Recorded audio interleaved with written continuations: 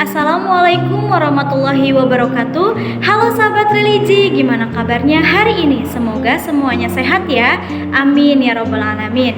Perkenalkan, saya Novi Prihartini, peserta Latsar CPNS tahun 2025, angkatan 54, gelombang 19, kelompok 3 dengan nomor daftar hadir 29 sebagai pustakawan ahli pertama pada unit kerja Kantor Kementerian Agama Kabupaten Bogor dengan tempat tugas di MAN 1 Kabupaten Bogor. Pada video kali ini saya akan menceritakan pengalaman pembelajaran pada pembelajaran sinkronus agenda kedua hari ini pada Rabu 1 Oktober 2025 bersama dengan Bapak Usup Rahman Hakim selaku pelaksana tugas Inspektur Jenderal Kementerian Agama RI. Pembelajaran hari ini kita membahas materi mengenai employer branding dan core values ASN berakhlak.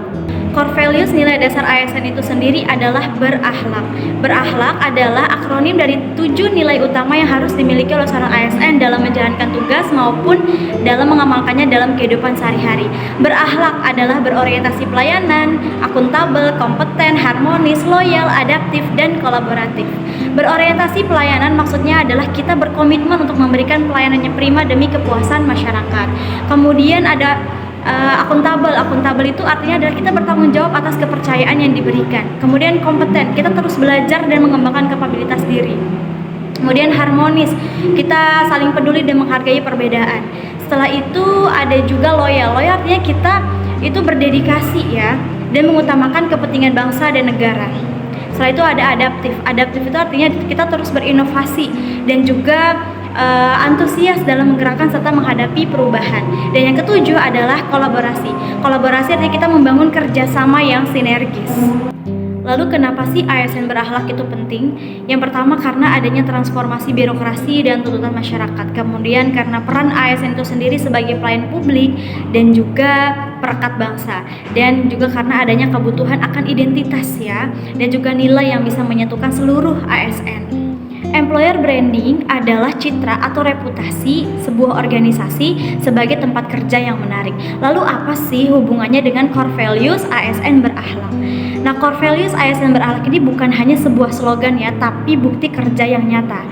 Dan juga apabila perilaku ASN itu positif, yang dimana dia mengarah pada berperilaku berakhlak itu, maka nanti akan menciptakan citra yang positif bagi instansi. Dan citra positif ini nantinya akan menciptakan talenta terbaik bagi instansi dan juga bisa meningkatkan kepercayaan publik. ASN juga harus menjadi brand ambassador. Artinya setiap ASN adalah duta bagi instansinya dan perilaku kita sebagai ASN baik di dalam maupun di luar kantor itu harus mencerminkan citra ASN secara keseluruhan. Contoh praktisnya misalkan dengan melakukan pelayanan yang ramah di kantor, melakukan inovasi digital dan juga respon cepat terhadap keluhan publik di media sosial.